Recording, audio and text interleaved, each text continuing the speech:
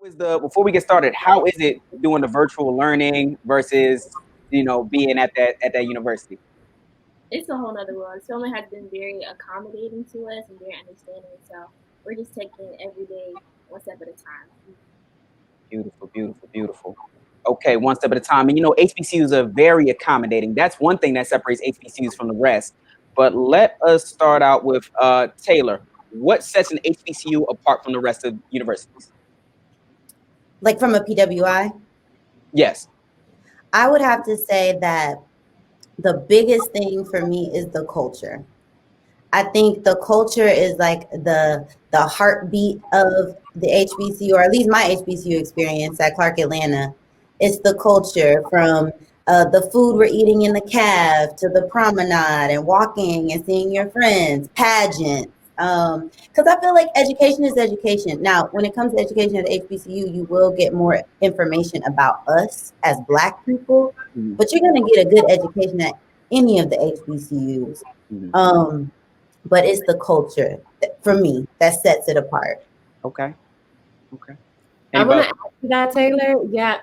So what you said as far as learning about your people, I honestly did not learn about Black people until I went to an HBCU. And keep in Same. mind, I'm from a really, really small town in North Carolina, but and predominantly white. But the experience at an HBCU, actually learning about like my people, where we come from, I got that from Hampton, you know? Beautiful, beautiful. Anybody else want to chime in on that? Yeah, and along those same lines, for me at Florida A&M, the education of culture was so impactful on me because you actually had to dive into the history of the university and why it was founded and the people who fought to make sure that school exists for us. So that education in itself was so powerful. And being in a capital in Tallahassee and understanding the culture of politics around voting and everything else that went into, the history of Black people, just developing that university, developing our fraternities and sororities. Yes. It was a huge part of developing who I was as a person. Beautiful, beautiful, beautiful. All right. We're going to go to Jalen. So, Jalen, my guy, if you could describe your HBCU experience with a song title, what would it be and why? Wow. Okay. So my choice would be "We Are a Family." If you've ever seen Dreamgirls, the song "We Are a Family" from that movie, Okay. and it's very simple. When you think about the culmination of the culture at an HBCU, we truly have every component of a family. When you get to college, you meet your friends who later become your cousins, your brothers, your sisters. You have your mentors and the advisors and the professors and those who lead academia who become your father, your grandmother, your auntie, who are not afraid to check you in whatever way or manner that they feel the case and need to be. So when I really think about that just in itself, it pulls together overall the entire feeling that you get at home. And a lot of students, for many people actually who come to HBCUs, that is their first taste of a true family orientation because they may not have come from a very family oriented home. So that is my choice. Mm-hmm. We are family. I want everybody to go ahead and answer that. So, whoever's ready, go ahead and choose your song. What was the question again? If you could describe your HBCU experience or your college experience in a song title, what would it be and why? I would honestly count on me through thick and thin, our friendship. Oh. Yeah, most of my friends that I met my freshman year to this day were like, I mean, family for sure now. And I don't even know what life is like without like my Hampton family anymore. Beautiful, beautiful. And I'm gonna cheat. I'm just gonna say like you can pick any song really from the era when I was there because the marching band, like any song that was out, the marching band like perfected it, and that was like the sound of my experience at FAMU was that the band, like truly and honestly, like going to homecoming game, going to any football game, and just being there for that musical experience and the bonding that we all had in the stands, like singing and dancing and standing up and cheering. There's nothing like it. Yeah, absolutely. You just took me back with that one, my guy. Yeah. Whatever new song would come out, like linking the same thing, they would just grab onto it so quick, and then just like everybody be partying in the stands. You wouldn't be watching the game. My team was trash. But let's go on to all right, so next up. Maybe for a little throwback, Lean on Me by Bill Withers. Just you can count on your brothers and sisters to really pull you up because we're in the same situation, and so it's great to have that connection right there. And I think for me, Be Unstoppable by Corn Hawthorne, it's like when you're for us at Spelman or any HBC, it's like you feel unstoppable. You can do anything, and no matter what happens, you may get pushed down, but you just get back up, and then it's just you're unstoppable essentially. Amen. Amen. Amen. Amen. All right, Taylor, did you already answer? No. The song that I don't know why it just popped in my head, but it definitely fits. The Proud Family theme song. One of the best theme songs ever, period. One of the best, but really like that those 4 years, your friends, the trials you go through going to class, it really is so much love. Like everybody's saying, it really is like a family. Your brothers, your sisters, all of that. I love it. I love it. And I love how nobody chose Wipe Me Down. Nobody talked about the, like that. Lost my mind. I have songs that we strolled to, things that are indelibly marked in my head, but I was like, no, what's the experience? Not just the song you remember. That was part of the experience. Absolutely. Okay. Now, we all have many experiences within our HBCU experience, but prior to, when did you all learn about an HBCU? Whoever wants to take that first. I'll go. I'll go. I grew up in Durham, North Carolina, which North Carolina Central is located there. So ironically, though, at first I wanted to go to Hampton. And it wasn't until my junior and senior year. So I attended an early college high school that was actually based on North Carolina Central University's campus. And so I was privileged to actually gain somewhat of a college experience while I was still in high school.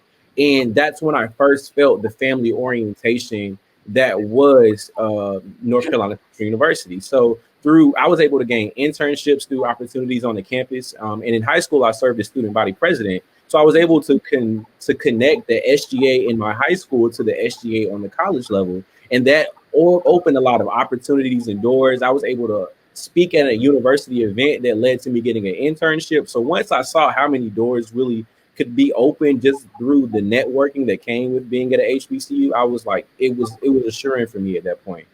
So I already knew about HBCUs beforehand, but that really culminated my idea of what I wanted to go there for and why. Beautiful, beautiful. I'll go. You got it. So yeah, okay. It was the summer before 9th grade. So right after 8th grade, and my dad made me do a college project. He was like, I need top 10 colleges. Where are you trying to go? So I started looking, and I think I watched A Different World. And I was like, when's a college of all Black people? And growing up, I went to predominantly white schools, but I went to Black churches, and I'm Black. I have Black family. So I was like, I'm trying to go to that. So I started looking up, what is that? What kind of college is like a different world? And that kind of helped me. And then I think when ATL came out, I was like, I'm going to Atlanta. Again, I'm an actress. So TV and film really did have an impact at first. And then my parents took me on an HBCU college tour where I went to 10 different schools. I went to FAMU, I went to Spelman, I went to Clark, I went to Howard, Hampton, and was on the campus. And I wish that students were able to do that now, but COVID. But I got to feel the campus and see, and it took us like 2.5 weeks. And I knew for sure an HBCU is where I wanted to go. Come on. We need some more stories, boy. For me, I had family who worked and attended Tuskegee University. But much like Taylor, for me, it was a lot of influence. So like school days and A Different World were a huge part of developing that idea of this beautiful experience I could have with people who look like me. So those two were really impactful in me making the decision I did.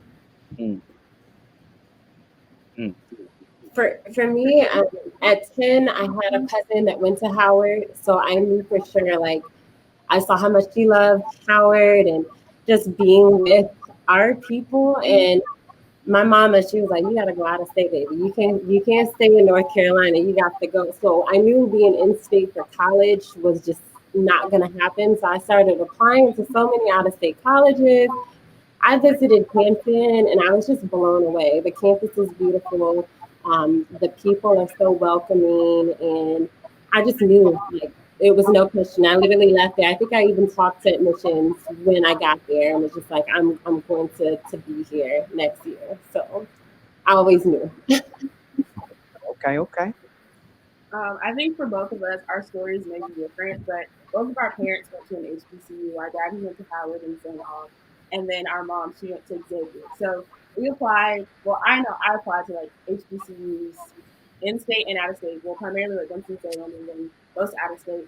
And I think we also visited when we were like in middle school, and I saw Spelman, and I was like, oh, this is cool and everything, but I wasn't really like, this is where I want to go. I didn't really know I wanted to go to Spelman or HBCU until I started visiting during my senior year.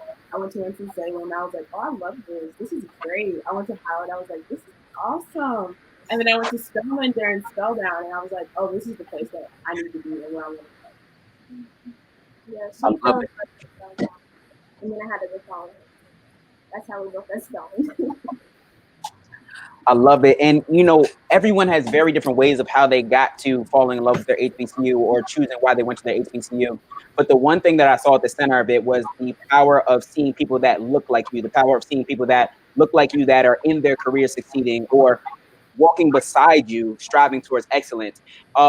So how did going to an HBCU help shape your self-esteem? Whoever wants to take that, go ahead and grab that question. I can go first. So Spelman is Black Girl Magic. With seeing all the wonderful women there doing whatever they're doing and being unapologetic in what they say has been an amazing experience before coming.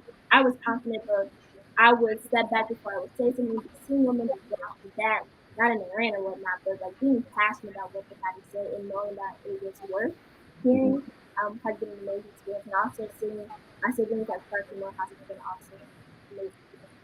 Beautiful. Right. Thank you so much. Anyone else want to take that one? Yeah, I'll for sure take that one. Again, I grew up in Creedmoor, North Carolina. I want to say population is about 5,000.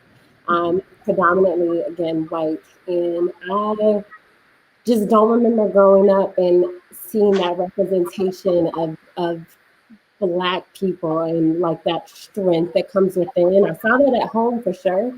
My mom is superwoman, and when I say stayed in the schools and making sure that like her Black kids understood what it meant to be proud and Black, I got that from her. But I did not understand just like the level of Black excellence until I moved and started school at Hampton. And I'm going to school with so many kids whose parents are this and that, and they're striving to be this. I didn't feel like I was that token Black girl anymore. I felt like I actually belong and I fit. And that was when I really like stepped into, I feel like, my greatness. And that was when I recognized like who Lyrica is. And I was proud to be Black. And anyone that knows me knows I'm very, very proud of my HBCU and I will rep it every day, all day. So just being able to be around so many influential people again that look like me, that was definitely like what created I feel like the power within Lyrica.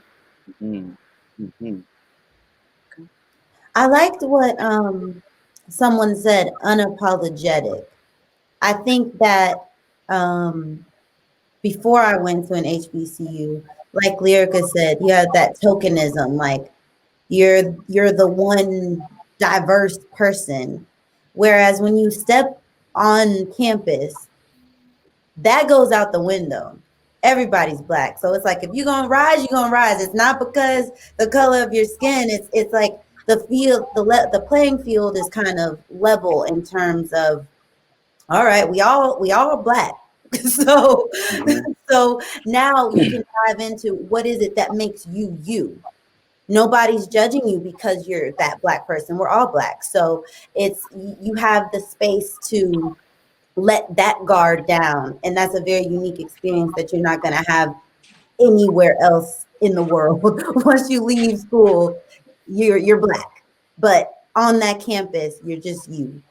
And that's a beautiful thing.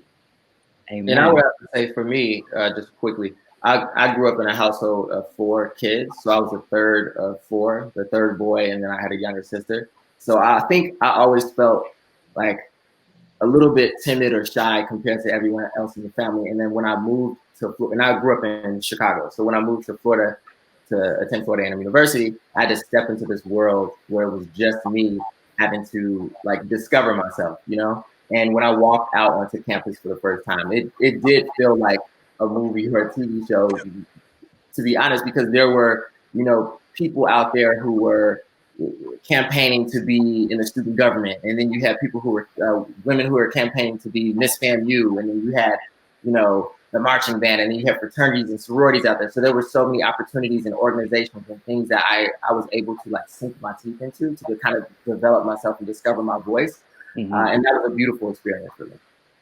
Amen. Amen. Yeah, I mean, I agree with everything you guys said, and all of your stories were so amazing. And it's just like that tokenism, that stuff that's put in our history books as there being a couple civil rights leaders, a couple scientists that were black, and it just makes us feel like our history is about tokenism when we realize that we created everything. We have several scientists, we have several civil rights activists, several creatives, several people in our history that are doing great things. And we don't get to see the truth behind our history until we go to an HBCU and reestablish ourselves. So it's just beautiful to be able to reestablish yourself and refine your history and really, really, really understand that you are not a token. You are just, we honestly just need to normalize Black success stories. And those don't start to get filtered into your existence until you go to a HBCU or get surrounded by a whole bunch of powerful Black people that teach you. Now we're going to say some audience questions right now. So the next audience question is going to be, why would you suggest going to an HBCU over a regular university or college? I'll take that one. And it kind of ties into the last discussion point that we just had. The sense of pride that you establish when you go to an HBCU is unmatched. And since attending North Carolina Central University, I've had the opportunity to work at North Carolina Central University, a predominantly white institution, and then another HBCU. So my experience from 2 HBCUs and 1 PWI, I've noticed that the pride that the students exemplify is just vastly different. And you see sometimes that there's a lot of pride at the sporting events, but the pride that people just genuinely have in their school, we as students who attend HBCU are going to go hard for our HBCU to the day that we die. You can drive down the street, especially in a town like Durham, North Carolina, where there are a lot of African Americans, and see NCCU all over everybody's car. Everybody's car. Not only that, even Greek life, you see Greek car signs just everywhere. And when I think about cities that are predominantly not Black, I don't see that with just the colleges that are located in that area or just the organizations that you can represent. But the subgroups that you join within your institution become your family and friends through a lifelong experience. And I've seen and I've met with and talked with Black students who have attended other institutions, and they can say that they don't feel that camaraderie. They don't feel that love, that pride, that joy, that passion. And then 2, especially as an African American in particular, when you attend an HBCU, that pride also matriculates to the passion that you grow in yourself.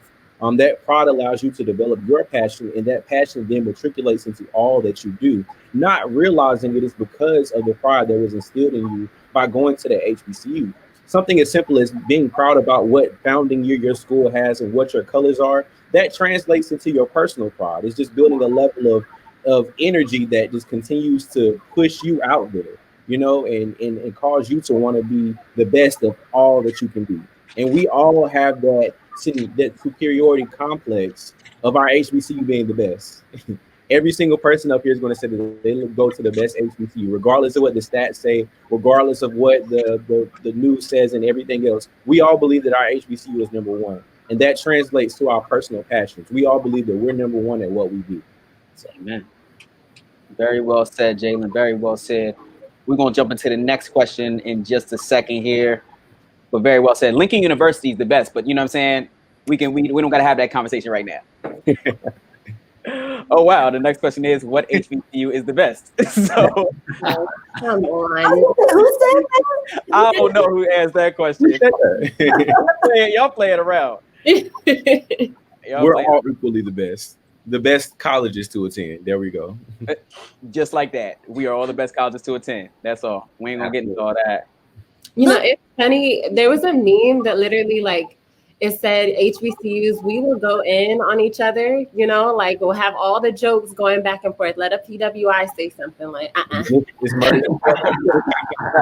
And then when you ask what song we like to choose, Nuck If You Buck will be our choice. Yeah.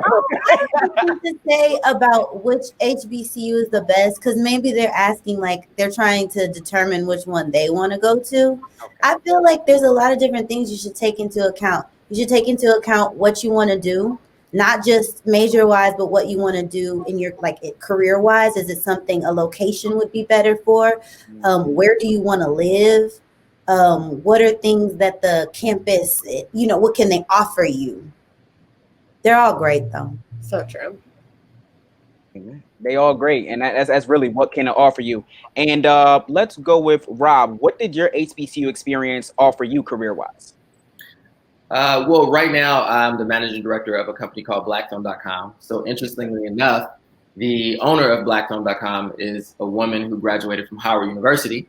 And I actually found my connection to that company through a friend of mine who I met on campus, who I went to college with. Her name was Jeanette McDuffie, and she's a director actually. And acting wise, she actually allowed an opportunity for me to audition for a project that I was in of hers, which was produced by Idris Elba at the time, called Milk and Honey. So like just the relationships and connections that I've had have continued to, you know, be a part of my life to this day. So I've continued to stay in touch with everyone who was a part of that family and that bond that I had there at FAMU. And inevitably, someone always comes to the table and is like, "Hey, Rob, I know you're good at this. I think you would be great for this opportunity." So, yeah, just the love and connection that I still have with all of those wonderful people who I met, and it still stays with me to this day. Beautifully put, my guy. Okay, and let's go with Lyrica with that. Same question. So I recently just moved back from Phoenix to Atlanta, and I was wanting to start new employment with a different company, and I immediately just got on LinkedIn, and I had so many people from Hampton that were just like, "Oh yeah, you'd be good for this. Like, let me plug you in here. I know a contact at my company." And when I interviewed for this new position, it was so funny because I'm telling her I'm a graduate of Hampton University. She did the lean back, which made me feel really proud because I know at one point a lot of people did not recognize certain HBCUs. So that was one just extremely important for me. But then also the way that I went into that interview, Hampton, and I think all of our HBCUs, they demand the level of excellence for all of their students. I know that there was not a class I didn't go into where I didn't have to introduce myself. Hello, I'm Lyrica Presley. I'm a senior. Yes. Marketing major from Creedmoor, North Carolina. Like there was a certain level of expectation that your professors had and your peers had. And I go into, I think, every professional environment with that same Hampton excellence, standard of excellence. So that for me has definitely like tremendously helped me in my career. Perfect. That Hampton excellence. I love that. I feel like everybody was shaking their head when you were saying like how you had to introduce yourself in every room you walked into. That's one thing that's definitely a staple for HBCUs. So let's talk about that introduction to campus real quick, just to pivot. So we have our Spelman current students. It's your first day of school. You get dropped off. Now it's just you all in a university. What's going through your mind? Wow, that's like 3 years ago, which is not that long. We sat there. We're Bonasar, so we got to campus about a week earlier than everybody. Okay. The community service oriented scholarship, and so it's pretty much just us on campus with our other Bonus sisters. And I'm thinking, what am I going to wear tomorrow? That was my first concern. It wasn't, oh my gosh, my parents are not going to have my sister, but really, what am I going to wear tomorrow? What am I going to eat tonight? Because I'm hungry. My parents are gone. Like, what's going to happen now? But like, we're fresh. Like, this is our new life, our new environment. So we're happy to be here. And we weren't roommates freshman year. We were actually placed in 2 separate rooms on 2 separate halls. So I think my initial thought was like, well, I hope Anthony is okay, but like I kind of want to get to know my roommate also. I kind of want to clean up because I honestly didn't clean up my room. I was like, it's looking a little messy. So I was like, let me clean this up. But also like, I hope she's all right. I hope she likes her room and everything. And everything turned out okay. even though we weren't rooming together. We had been rooming together for 18 years. So we were like, you know what? It's time for a break. And it was good. It was good. It was much needed. It's I healthy to have. remember, I remember what I thought. It was very different than what you guys thought. I said, "Where are the parties? What's going on? I'm about to go outside." I think I was outside till like 3 in the morning, just walking on the promenade in front of the library because I could. I was like, nobody's telling me when to come home. Out. Out in the bigs. Anyone else want to touch on they first thought when they got on campus and everybody left? I feel really old now because I'm like, we literally had like a whole Facebook, like freshman HU page. Yes. We didn't know. Yeah. I just remember trying to find like everyone I knew from that Facebook group. So it was literally just like, as soon as my mom left, it was just like, all right, like I'm trying to meet everybody. Like, let's go. I can tell you, I met some of my friends who are like my best friends to this day in that Facebook group. Like literally, we are the tightest people in the world. And it's crazy because now students, they are and I still work in the university system. So they're doing the iMessage chats, they're doing WhatsApp, they're doing group meets and everything. And it reminds me of that nostalgia, especially as they get into their welcome week experience. And in my job, in my role, I'm in charge of creating these experiences. So I'm thinking about what my experience was like, but then what can I do to give them an even better experience than what I had? And so I had to think about like, what do they think about as soon as they get on campus? What is there for them to do as they get on campus? Especially now we have students on campus in a COVID world. And so that makes it even harder. Damn. And Jalen, we'll get into that question later. Matter of fact, what are some things that y'all are doing in the COVID world? I mean, it's right on par. So, I think that I'm very blessed with the thought of innovation and creativity. Whereas in the spring semester when we first went home, and so in my area, I oversee everything from fraternity and sorority life, student government activities, the Royal Court, student register organizations, and leadership development. So I oversee all of those areas. So when we first went home in the spring, a lot of people were like, well, I guess I don't have a lot of work to do. But in my mind, I'm thinking I need to show these people that I can work whether we are on campus or off campus. So we did our SGA elections completely virtual. We did a virtual pageant, which was very successful, surprisingly. Did a virtual pageant, did a virtual award show, talent shows. We did trivia nights. I did like a MTV Cribs where students could show off their homes, and we ran a lot of things through Instagram. So I was full of innovation, and I was very blessed to be able to just kind of pop out all of these ideas as back to back during the March and April time working from home. Since the summertime, we have been back on campus, and so we've just been able to try to be creative and mindful of social distancing and making sure that we wear our mask and are safe. But we're doing a mixture of virtual and hybrid on campus events. So first come, first serve attendance for certain events, or live streaming the actual participants to the rest of the world. So everybody knows that coordination is a really big thing. And of course, our Miss St. Augustine's University, she's going to have her coordination. We're still going to have, we are still working towards a virtual hybrid homecoming. So we're going to have some activities for some of the students to attend and alumni to kind of just tune into virtually. And of course, we won't be able to have like the tailgating and all of that. But we're coming up with a lot of things. And I'm very proud of myself and our institution for really kind of taking COVID by the horns, for lack of better words. Because there was no right or wrong way to really approach this situation. And I know a lot of people have opinions about whether students should have went back to school or not. I believe yes. Some students can't thrive at home. Some students have to be on campus. And so we have, as practitioners and administrators, have to be very thoughtful about not only can we provide an opportunity for them to live on campus and be safe, but to also still grow and gain those things that we all gain. Because this very well could be our next 4 years, but we want them to still look back at that 4 years and say that they gained the same things that we're talking about on this call right now. Yo, first off, I want to give Jalen some love, y'all. So if y'all could, you've got a couple hands in here, let's give him some love for everything you're doing to push the culture forward. Because what you had right there, you had something that could have been a struggle, but you turned it into an opportunity. And you turned to an opportunity and really took advantage of that and showed them your worth in that university and just across the board. And I just want to touch on the struggles that many of us face. Anthony, Angelica, they're facing different struggles with the COVID world. You're facing different struggles with the COVID world, but we all face struggles outside of that in our 4 years at the university. So let's go to Taylor, what are some struggles that you faced in your 4 years or within your first year, and how did you push through that struggle? Within my first year,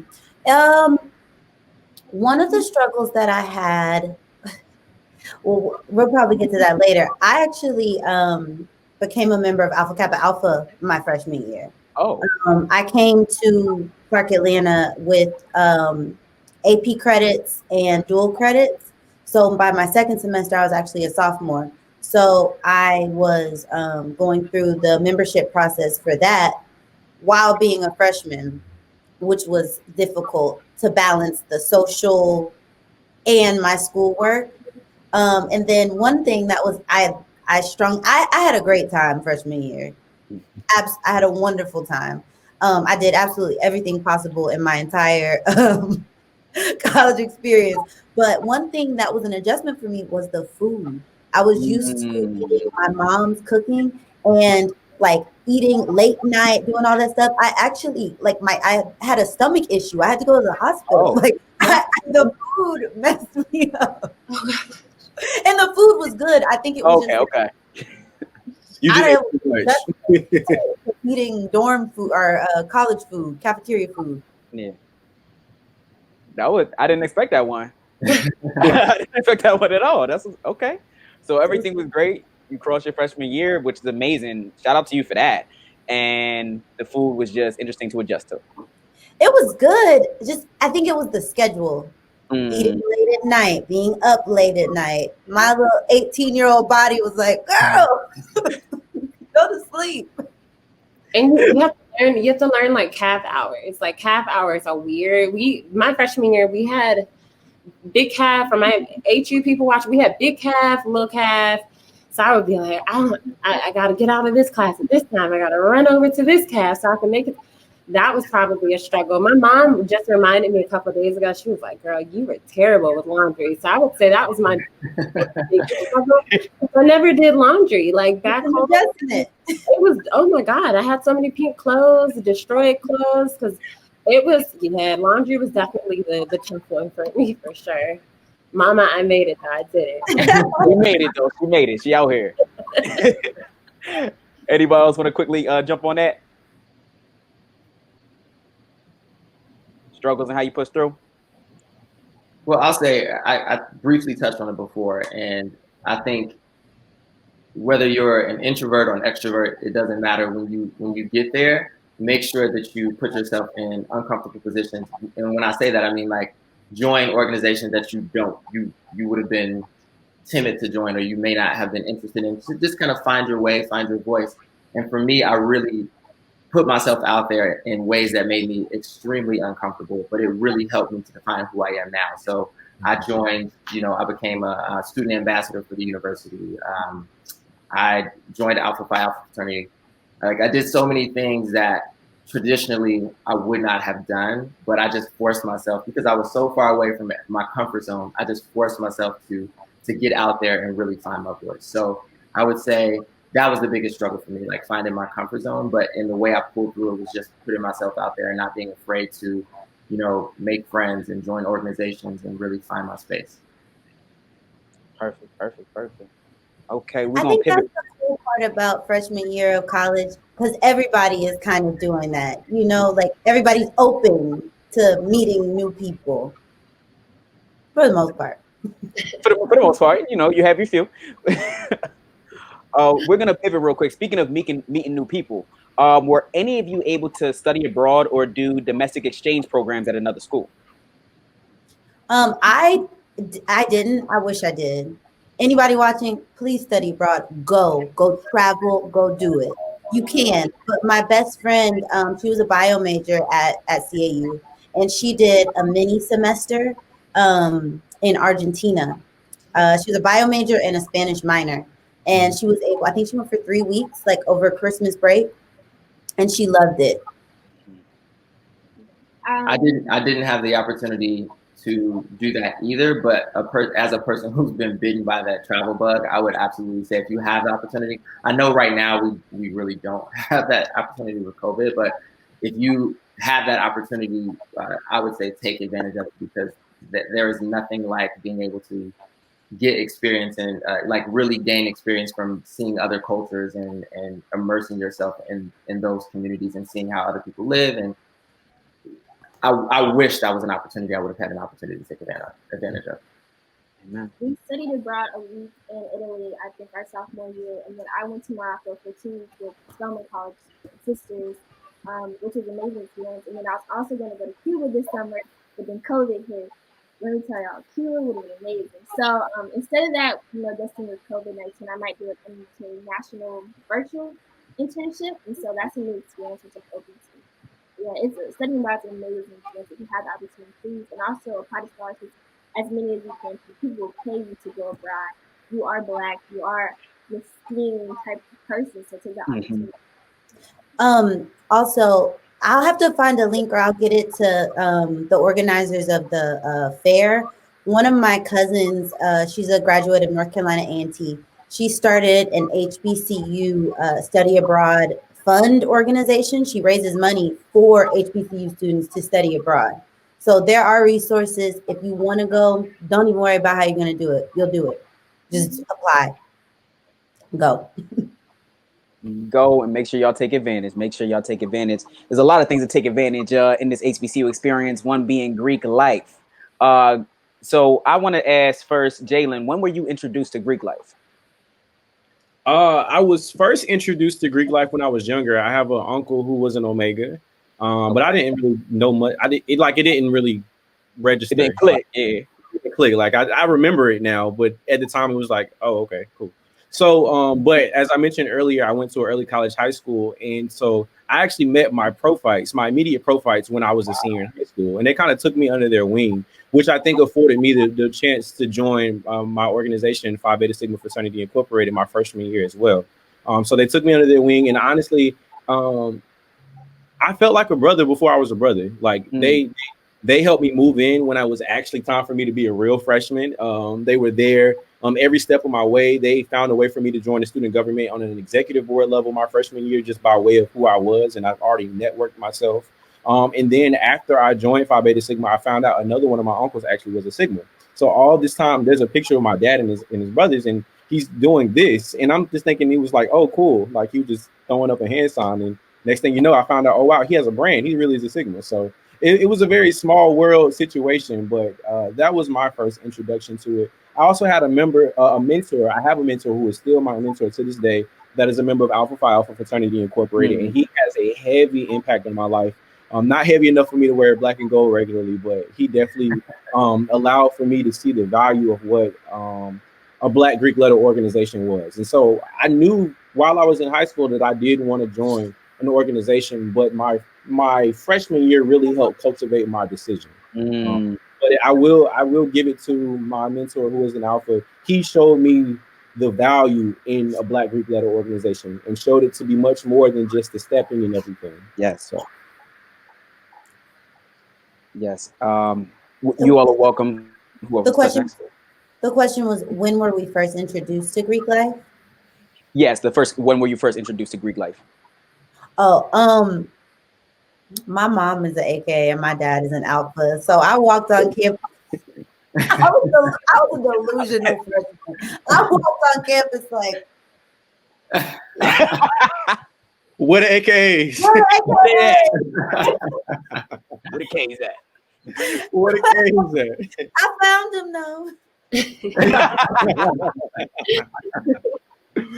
Oh man. I guess I would say for me it was similar to Jalen. I had an uncle who's an Omega and I had an uncle who's a Kappa, but they really didn't talk about it with me. So when I arrived at Florida A&M, just walking around the campus, I started to notice that all of the guys who were really leading the organizations that I was looking into were Alphas. And then at the time, the president of the university was also an Alpha. So I really started to dig into all the organizations, and that's how I made my decision. But yeah, so I had a little bit of history of it with family, but that really wasn't pushed on me. They all were upset though once I pledged. Oh man, of their disapproval, but I made the right decision for me. So okay, so you all answered the second question, which was like, what made you make your decision? You know, she found them, so we good. That's all we need to know. That's all we're gonna end it on that. But I think all of y'all just segued into that pretty well. So I'll just ask a different one. What is the biggest misconception about Greek life? I'd like to answer this question. So, I got one. as I mentioned before, I worked at a PWI as well as HBCUs, and so when I worked at a PWI, myself and my boss, who we were maybe like 2 years apart in age, we both attended North Carolina Central at the same time. Ironically, he's a Kappa and I'm a Sigma, and so one of the things that we wanted to do was bring Greek life to that campus. There was a strong Black population there that didn't necessarily feel like they had something of their own. But the institution that I worked at was a Quaker institution. So in the ideals of Quakerism, which I also didn't know that that was really a thing, on my thought process of Quakers was Quaker oats. So I learned a lot in that process. But in the better understanding of what the ideal and concepts of what Quakerism is, they don't believe in any sense of hierarchy. And so with fraternities and sororities, not only were they afraid of that, the board of trustees of the institution felt that it would promote drinking and hazing and violence. And so for me, being someone who's financial and active in my organization to this day, I see and know that there's so much more to it. Yes, there is a historical context with just fraternities and sororities and not just Black Greek letter organizations in general of drinking and hazing. And you see Greek life on most of the movies is drinking and hazing, literally all movies, all TV shows except for A Different World. Drinking, oh, no, never mind, drinking and hazing. So, but when you really look at the value of our organizations, especially now as we're in the time in our world where racial injustice is a big thing and advocacy, and we just had the 60th anniversary, I think, of the million. What was it, 40th, 60th anniversary of the? I think somewhere 60, in there. I think it was 60th of the March on Washington. Yeah. Again, led by members of our fraternities and our sororities. The work that we put into the world, the service that we put into the world. I remember my mother coming to me and saying after, like, as soon as I crossed, she was like, y'all do community service every weekend. Like, when I'm gonna see you? But it's like, that to me, that's the foundation of our organizations. And so I think the biggest conception is that we're just about hazing and drinking, but we truly are about so much more. And when we talk about those leaders of HBCUs who were impactful in many things and designing things and leaving impact to the world, 8 out of 10 of them probably were members of a Black Greek letter organization. And that's a fact, though. So, want to pivot out of the. Well, matter of fact, do any of y'all have misconceptions? Anyone else have misconceptions before we continue? He touched all the bases. Yeah, he covered it. I will add to that to his point just a little bit. We met every week. We had a frat meeting, and in that frat meeting was where a lot of my business sense came from, because we were really structured, really organized, and we really planned. And a part of that planning was community service and outreach and how we were impacting the student experience on campus. So it was such a beautiful opportunity for us to bond and really develop a sense of who we were becoming beyond that organization into our lives. So it was an experience I would do it over again if I had the opportunity. Okay. I hear that. So being a part of a Greek organization or any organization or at a HBCU, the main thing you have to do is you have to put on the extracurricular activities for your university, put together these events. And there are a myriad of different events that were put on through at Link University, and I'm sure all of you are universities. So Lyrica, what was your favorite event put on at your university, or the most impactful, and why was it so impactful or unforgettable? Oh, wow. First thing I can think of is Talk to Two for us. That was literally like just something that we like, the campus literally organized, came together.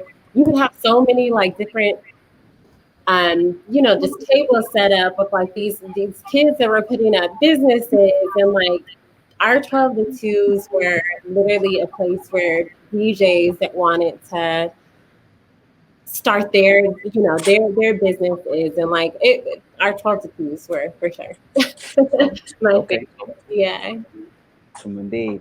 We're gonna go to our Spelman girls right there, Spelman ladies. How about you all? My favorite events would be probably homecoming, so that tailgate, like the events leading up to the tailgate, we have market fighters, so we bring Black-owned businesses on campus. We have Love. music, we have strolling, amazing experience, and then also so that's Wednesday, no, it's Fridays and Spelman. So Wednesdays at Morehouse, we usually have like artist council. We had Kim Furlow one time. K Camp, Diddy, his son. So it's just amazing to have that social aspect in a week. So you don't have to list the weekend. You don't want to go off campus. But yeah, I really enjoyed those. Okay, I that think for amazing. me, one of the events that really sticks out in my head is one of the Morehouse Miss Maroon pageants. It was I don't know what it was about that pageant, but it was just it. I remember it so vividly, and I was like, wow, this is amazing. Like, these women are standing up. They know what they want. They know how they want to help their brother campus, and they're willing to put themselves out here and show their talents. And I really, it was amazing, and I love that and everything about that experience. Beautiful, beautiful. Thank Can you I all throw so much. something in there? Can I Go throw ahead. something in there? I think it's something really cool about at HBCUs when it's time for probates, pageants, and any kind of show that offers performances, because Twitter just goes crazy. Like, I love getting on Twitter after probates, pageants, and shows. So we have this thing at NCCU called Wild Out Wednesday, which is like a showcase of all student life talent. So we got the dance troupe, modeling troops, the Greeks perform. If you can sing, if you can rap, whatever. Like, it's something about that, and then seeing how everybody felt about it on Twitter, especially after probates, and you finally see who was online, and then the tweets come up. Well, I thought it was about to be this and everything else. Like, all of that just adds to that feeling of being in school. It's just a part of the HBCU culture. Amen. Amen. That Black Twitter before was Black Twitter. Right. Okay. So we have a question from the audience. An HBCU experience is definitely like a home cooked meal. It's a well balanced dish with several ingredients that make it unforgettable. Which is your favorite ingredient of the HBCU experience? We will go back to Angelica. My favorite ingredient. That's a great question. I think I'll have to say this is tough. I don't know.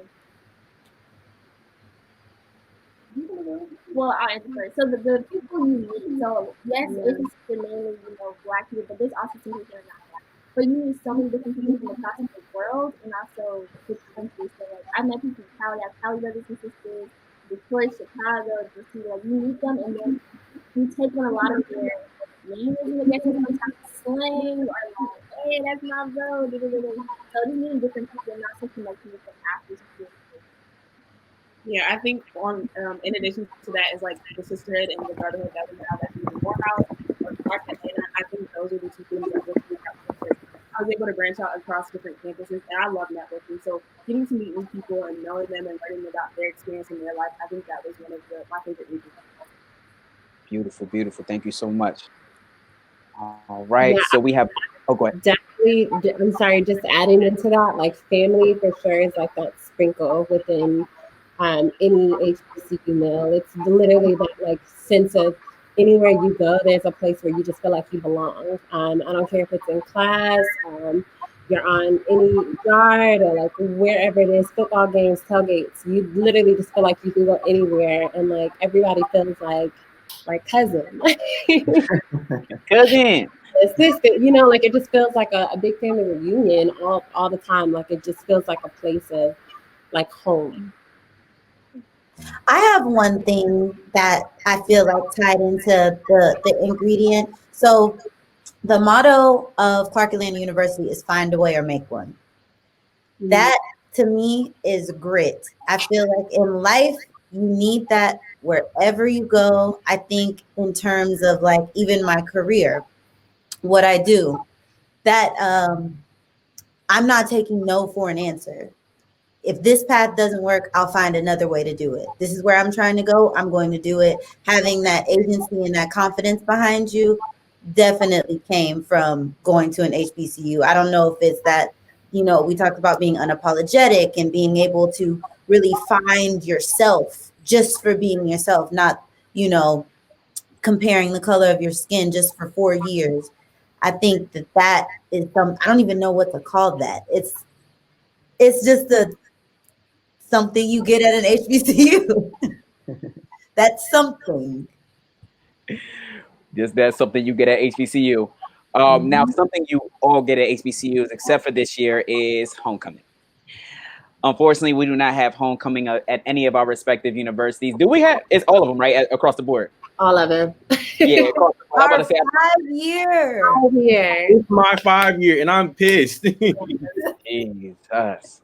So 5 years, 10 years, some cross 5 years, some cross 10 years ago. Some will be your first experience. How y'all coping? Me and my friends have talked about this because we were ready. Okay, we were ready this year because I didn't go last year, but I was like 2020, the 5-year class of 2015 anniversary is gonna be crazy. Everybody's coming. We're having a good time. We're celebrating our accomplishments. You know, it really is like it's a family reunion because I feel like PWIs they have homecoming and like tailgates and like the game. No, this is a reunion. We're getting to see each other, love on each other, party just for a weekend. Remember what it feels like to be in college. So we're sad. Me and my friends are still trying to figure out how to do something. I don't know what that something is. We might go to our own little park and have a fiesta with our mask on, but I think it's to me, like homecoming at most of our institutions, we celebrate a week long. We have a week of events and everything. But for what really defines homecoming for me, it's all being on the yard after that football game. When you see everybody wherever it is. And I actually went to Spell House last year for the very first time. That was an amazing experience. And my homecoming was amazing last year. But just that feeling of, like you said, that family of everybody coming in, there's nothing that can replace that. There's no Zoom call that can replace it. Like really nothing. And I'm wishing that COVID just disappears in 2 weeks and then we can say, hey, we up, So I'm really sad because I actually have not gone back to Hampton since I graduated. I've not gone back to a homecoming because I was literally like, I was saving it for my 5-year. I just knew I'm going to just wait until my 5-year comes. I'm going to go all out. And here we are. I've been to Spell House several times, Howard, A&T, and this was supposed to be the year with my friends. Does it make you want to start going now? Oh God, yeah, especially now. That's what COVID has brought. Present last year. I say go while we're young. Go. Yeah. Go every year while we're young, because you're not going to be able to once you get older and we all get into that multi-million-dollar we're busy lifestyle. We might not have the time to go as much as we can now. I'm seeing it now more than ever. We're supposed to be doing ours virtually. Okay. And I'm just, I don't know how it's gonna go. I'm excited to see it, so we'll see. Well, I'm gonna speak as an old head, and this would have been my 20th year, and but all my friends still go to this day. So no matter how long it's been, they still go. We still go. I went last year. We still get together and have that pride and celebrate together. So go when you can, and you'll continue to go after you get older too, because it's just an experience like no other. So that camaraderie and that bond lasts forever. It truly does. It truly does. It definitely lasts. I think for me, homecoming, since it's our senior year, it's a little disappointing because we're also not getting any break. So no spring break. We didn't have Labor Day off. No fall break. So it's just like everything is coming, and it's just like no break, no fun, nothing. And I work with the football team at Morehouse, so like this is going to be my last year with them. Now it's not. And then also I love going to concerts, cheap concerts at that. So I was really disappointed. I was like, no concert, but someone is going to try to do it on virtual. I don't know how it's going to work because that's like watching a music video to me, but we'll see. Hopefully the experience is about the same. It won't be, but we're going to try to make it the same. I really feel for y'all. That just made my heart hurt for real. Yeah. But like definitely made my heart hurt. But y'all are gonna be able to experience it, and like whether it's Zoom, whether it's a couple of y'all getting together, just love on each other and just try to make it as good as possible. Zoom could be fun too, for now. And then do a 2020, do a spring, spring or summer when everything clears up. Hopefully, do a little reunion then. It don't always got to be homecoming time for it to be homecoming. Now, y'all, we got one more question. We got a question from Victoria Sanders. And first off, before I even ask the question, thank you all so much for being open, being free, and being honest with your answers. You guys kept this thing flowing. I thank you guys so much for being an amazing panel today. Thanks Um, Thank you. You're Thanks welcome. for having me. You're very welcome, of course. All right, so the last question is going to be, as an African American, how can growing up in a predominantly white area change your perspective when entering a predominantly Black school? I have an answer for that. Go ahead. So I grew up in Katy, Texas, which is a suburb of Houston, predominantly white, Republican, cookie cutter suburban area. And I knew that I wanted to go to an HBCU for many different reasons. But one thing that my perspective shifted on, and I'm grateful that it did, was just because we're Black does not mean that that it's gonna be like, yay, I'm friends with everybody. We're all the same. Kumbaya.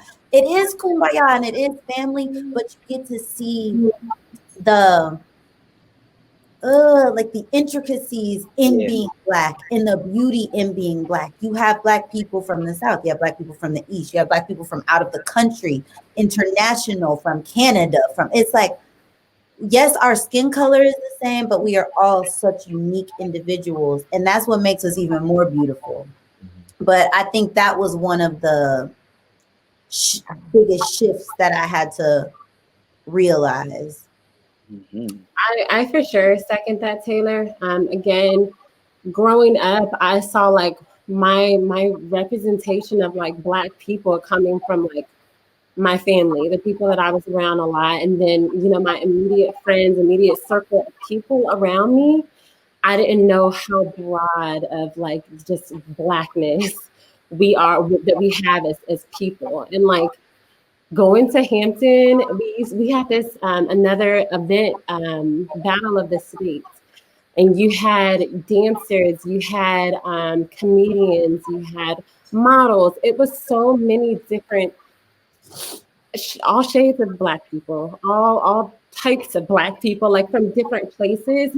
That to me, my freshman year, I remember sitting back like, I love being Black. Yes. And Felt that way until I went to, and I'm sad to say that, but truly until I got to an HBCU, I did not have that sense of proud. And I had to explain that to a friend of mine, even as an adult, once I moved out to Atlanta, and I'm like, you have to understand, this is not what I grew up understanding and knowing and appreciating is my Blackness until I went to Hampton, and like, I saw so many people that looked like me, and even the ones that were like different from me. It's just we're still so a part of each other.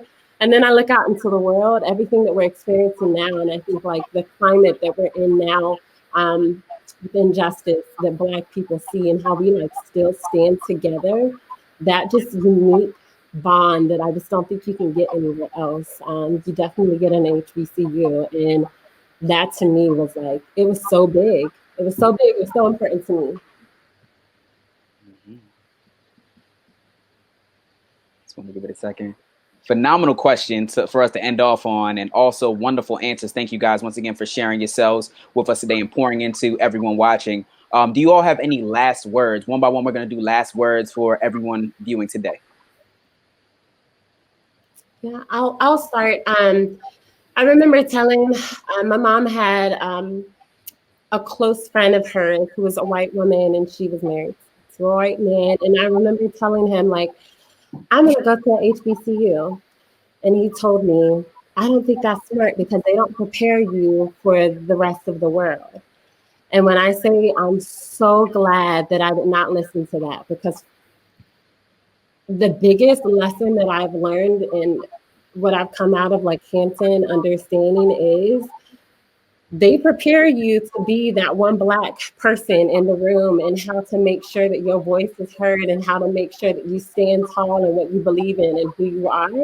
So no, they do teach you how to be a part of this world that looks different from you, even though you are in a class full of people that are very similar to you. They for sure prepare you. And I'm so grateful that Hampton taught me that, instilled that in me. So happy I was able to be a part of this. Emma, you're incredible. Shani, you're incredible. Thank you so much for putting this together. I'm so excited I was able to be a part of it. I would like to say I wasn't originally going to go to Spelman, so making that transition was the best decision I ever made in my life. Spelman has opened so many opportunities for me, and also building into the woman I love that I'm seeing I'm becoming every day. But also, shameless plug. So, with the opportunities, I am hosting the third annual Summit on Homelessness and Poverty virtual retreat Spelman. It's free. We're going to bring together residents, students, local nonprofits, talk about homelessness and poverty and what that looks like, especially being an HBCU, talking about the racial disparities. So the link is below. Also, if you want to follow us on Instagram or Facebook, it's SHP at Spelman 2020. Again, SHP at Spelman 2020. Please come and join us. And yeah, I'm glad to be here. Amazing opportunity. Great to meet you all. I think going off of that and off of what Lyrica said, always be open to any opportunities that are presented your way. There will be a lot of people, sometimes counselors, sometimes family members, it depends, but they'll say like, hey, maybe this is not the right option for you because they're not offering as much money, or like, hey, they're not going to be prepared if you go here. But I think from that you've learned today from all of our experiences that we're prepared no matter what and no matter what we want to go into, and as well as the connectedness, because the HBCU network is strong wherever you go. There's always going to be at least one person in that company who's going to be like, hey, I know an HBCU, or like, hey, I know Spelman, Tuesday, they produce good quality, or like Hampton, Howard, Clark. Oh yeah, we need that Spelman student. So no matter what they say, always be true to yourself and remember, like you're gonna do well wherever you go. But find that home, find that support, and you'll be golden.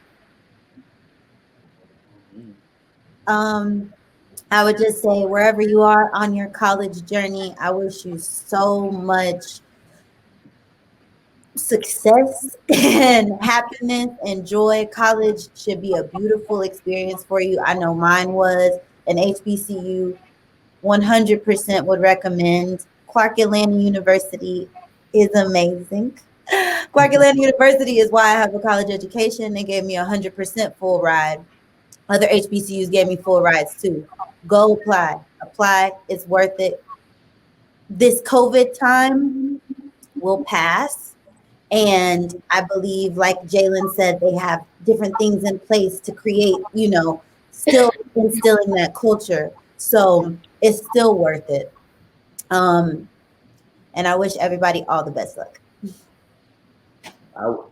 I would say also the HBCU experience for me was one that's like no other. It really did give me a foundation in discovering, again, my voice and just really finding pride in being Black. And I think when you have so many powerful, beautiful people around you who can share their experiences with you, whether it's your classmates or your professors, or people in the community, really take the opportunity to learn from that and grow from it and make the most of it, because it is truly a training ground for what the world is like. It's not a microcosm. That's not like a true definition of what life will be like after. It really is training you and preparing you to go out into the world and be proud of who you are and to be proud of your Blackness and to own your voice. So I would say take it, run with it, own it, dig into any experience you can, and just be the best you can be.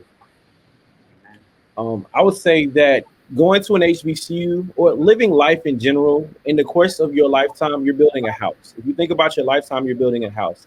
And attending an HBCU is the foundation that is the strength of your house. And in order for your house to be strong through any adversities in life and everything that comes your way, you have to have a strong foundation. And attending an HBCU, you gain all of the necessary components to make that foundation what it needs to be.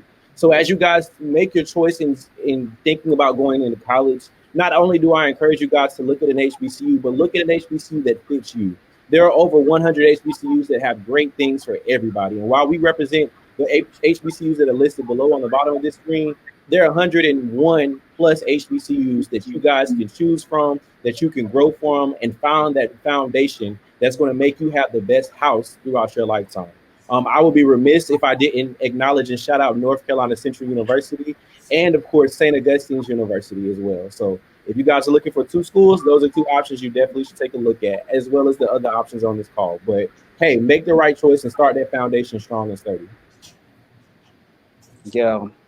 Y'all put a whole bunch of gifts in there and then wrapped it around with a bow. I want to thank you guys so much for just all contributing, wrapping that thing up nicely. Thank you for going overtime, and enjoy the rest of y'all days. And let's definitely all make sure that we connect as well. There was a bunch of Black love here and a bunch of HBCU love. So HBCU pride.